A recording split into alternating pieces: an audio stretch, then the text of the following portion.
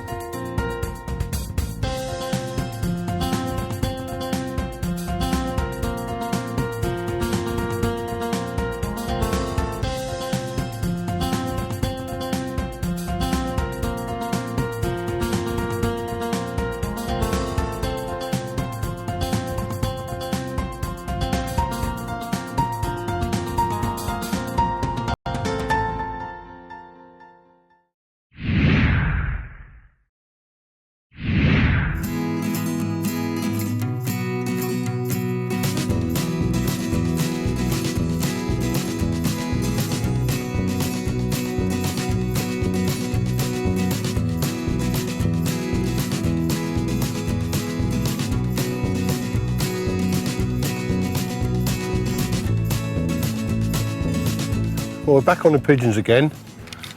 Just got a free couple of hours this afternoon. So, and it's the probably the last field of rape stubble that hasn't been ploughed under. A lot of pigeons been feeding on it in the week, and so we decided to give it a go this afternoon. Trying to watch for a flight line is bit of a hard thing to do, because we might have another one customer coming in here.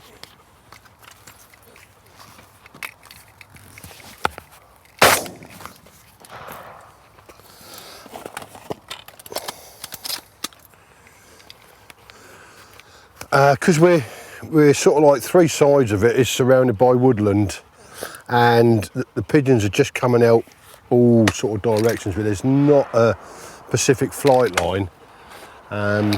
If it hadn't been ploughed up, the ideal spot would have been just over that side of the field, but I didn't fancy breaking my ankles walking on that fresh plough that's clods like that in this hot weather. So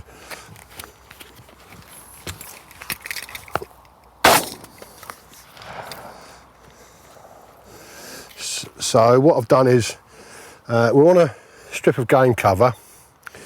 I've gone virtually for the middle of the field, so hopefully the activity that we've got about and the way the pigeons are moving, if they come on the field, they're going to see the pattern and hopefully get them close enough to have a shot. We've been here about 20 minutes, half an hour, and I'm probably got to the 20 mark now, so it's beginning to look okay, but I think the more pigeons we get in the decoys, the bigger the pattern, the bigger the spread, the bigger the draw when the pigeons come onto the field. So, good boy, sit down, leave it. So, get back, sit. So, like I say, I think it's, we're going to have a pretty reasonable afternoon. Signs are fairly good at the moment, but like I say, it's just all over the place. They're going on the big field of plough behind us. But I think we're going to be okay, and I'll give you another update in about an hour's time.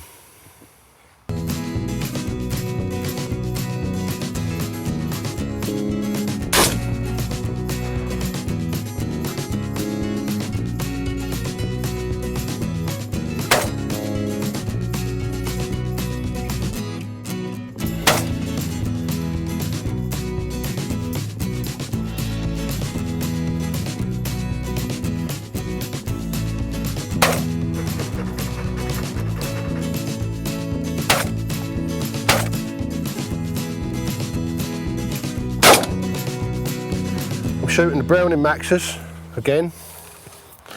It's a gun that I'm getting very, very fond of. It's just like I said before, it's one of those guns when you're in a hide, you can pick it up and you can swing, boom, it just comes into the shoulder nice killing gun. We're using the Eley Pigeon Select.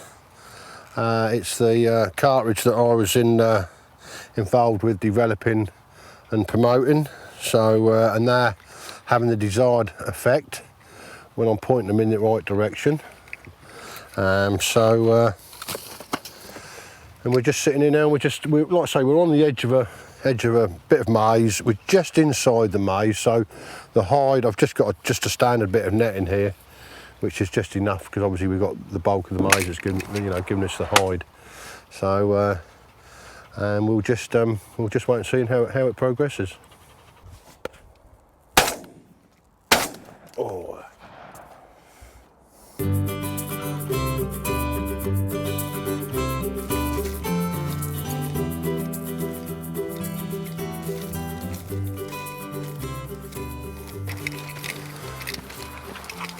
Where is it? In here, here.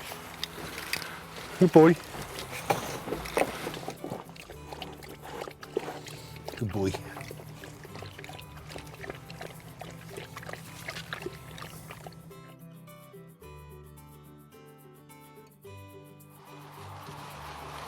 Come on, Joe. No, look, it might come in.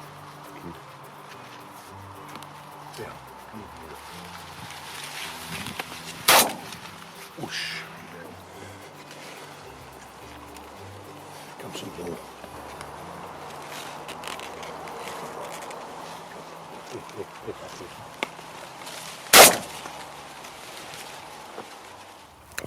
Well, I've been here. Is there another one there? No. We've been here now for a couple of hours. Lots of activity with pigeons, but the only sort of main flight line that I've seen so far, they're going along the bottom of the field, along the edge of the road, which is nothing we can do about it. We can't get near it, but we are getting a bit of shooting coming up the middle of the field. Some coming from the back, but the problem we've got at the moment, there's a big field over the other side of the road there, which I've gone and hung some rope bangers on, but it seems to be drawing a lot of the pigeons over there, and every time a rope banger goes off, you see a cloud of sort of couple hundred pigeons skidding off, and then we get the odd bit of shooting as they're coming back to the woods. But we've probably got about 30 out there. We've still got, a couple of hours to go yet. There's another one coming up here. So, here he come. James, in the deeks, we'll edit that bit.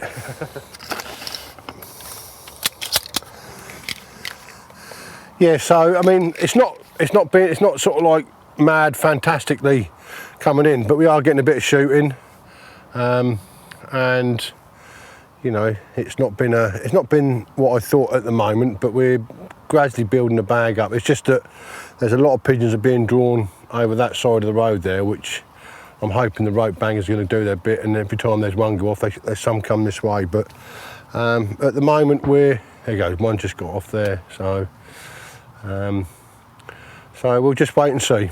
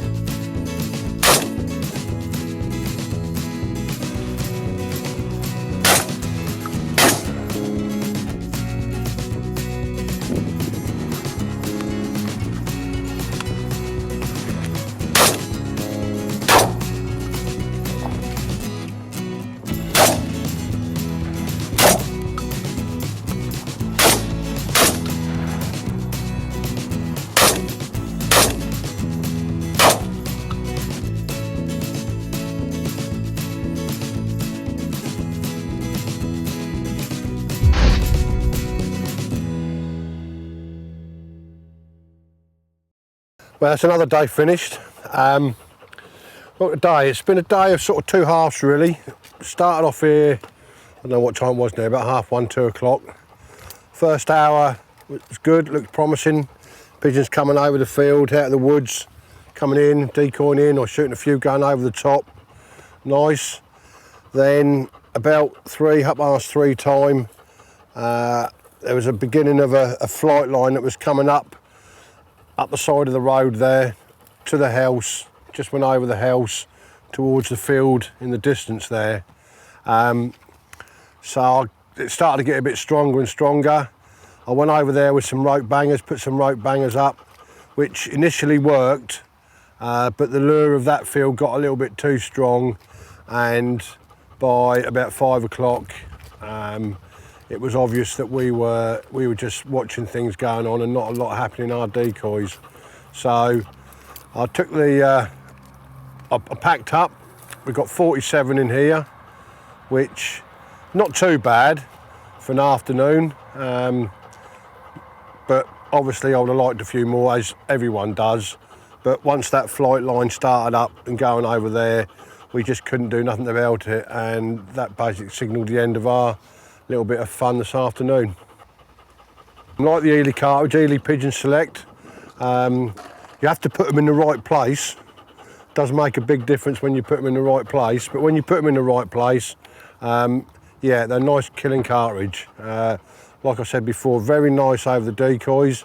Range is up to 35-40 yards, killing them nice and sweet. Happy with them, very happy. Good boy. Leave it. Yeah, I mean, it wasn't the day that I was hoping for, but again, you know, that's pigeon shooting. I've been doing it long enough, virtually all my life.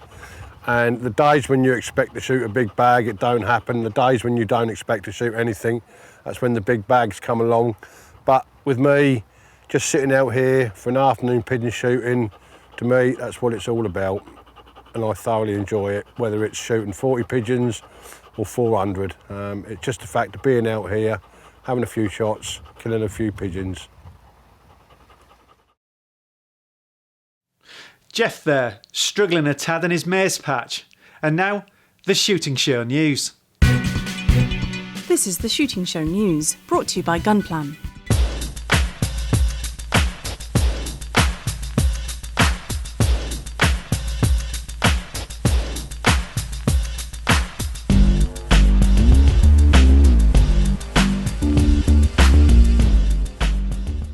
Shooters are threatening a boycott of Irish newsagent Eason's after it said it was moving shooting magazines to the top shelf in its stores.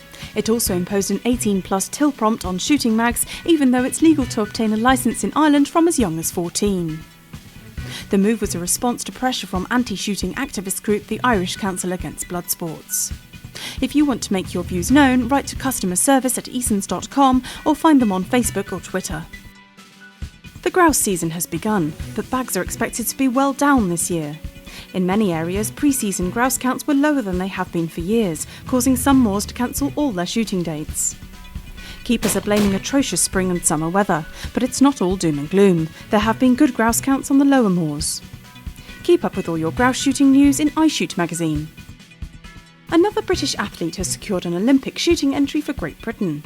Steve Scott came second in the men's double trap at the ISSF World Cup in Gabala. He shot a perfect 30 in the semi-final, meaning an Olympic quota place was guaranteed, before losing to American Walton Eller in the gold medal match. He could be joining Amber Hill, Ed Ling, Elena Allen and Jen McIntosh on the plane to Rio next year. Shooting organisations have joined forces to demand government action to save the hen harrier.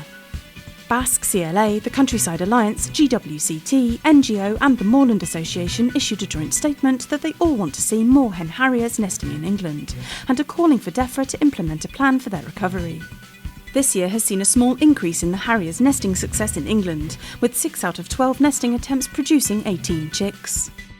The organisations point out that grouse moor managers played a significant role by protecting nests, but they say more needs to be done. Just missing our CLA Game Fair news roundup was a new straight pull from Strasser, the RS14. It's absolutely brand new. We showed this model this year in March, the first time to our distributors and dealers. And it's also an interchangeable barrel system. Right now you can shoot 16 different calibers. So now on the RS14, when you want to change the barrel, take the trigger unit out. And you have here the 3 different weights for the direct trigger: light, medium and heavy, and also the set trigger. which you can adjust with the small screw. And now for the interchangeable barrel system, I take out the Allen key, screw, open the small screw here on the forend, take off the forend, and now it's very easy. I only take the pin, put it inside, open here, and take out the barrel. There are some stop press developments on the shotgun side too, from Rossini and Perazzi HPX. Well, interestingly, Rossini became known in the UK mostly through their game guns. It's only relatively recently that we've been working with them to introduce the competition guns. This is called the S2000. It's very similar in look to the Artemis game gun, but this is very much a dedicated clay action. So it's a heavier gun. It still has the very profuse engraving on it, the Rossini on the side plate. Very much a classic type of sporting clay gun. So it's got the sporting stock, it's got a palm swell, which obviously gives you a bit more control when you're actually shooting. Barrel lengths 28 to 32, 34 inch if you want. Long multi-chokes. The selector comes as standard. Very, very nice package. I wanted to make a statement and make something that was right at the top end, perhaps a quality that the Perazzi nearly reaches, but this one takes it a stage further. Perazzi is very strong for me, and I love the brand, and it will continue, but this is taking it right to the best I can do. I've put on it one new feature. It incorporates the RSR reverse slope rib design. Well, I put another feature where the rib actually dips away before the reverse rib takes over, and it does give a fantastic vision to the target, even better than the RSR design. And finally, a new footwear range brought to the UK by Hammond. There's a gap in the market now for a very good quality boot, of really high standard. Maxus was the brainchild of a guy called Magnus Apler. He developed the brand after years for working for a top boot manufacturer for 23 years. He decided to launch his own brand, launching to the UK this year at the Game Fair with a great response from the public. Lots of features on the boots that other boots don't have. The rubber goes all the way around the boot. You could literally pop that sole away from the boot and your feet wouldn't get wet. And with a 2-year warranty on all the products, they can be confident that it'll last and they'll fulfill a lifetime of good use. That was the Shooting Show news. Well, that's it for this week. Thanks for watching. Please like us on Facebook and follow us on Twitter. And if you're not a member of Basque, it's time to join now. Basque, looking after your sport, looking after you. This has been The Shooting Show.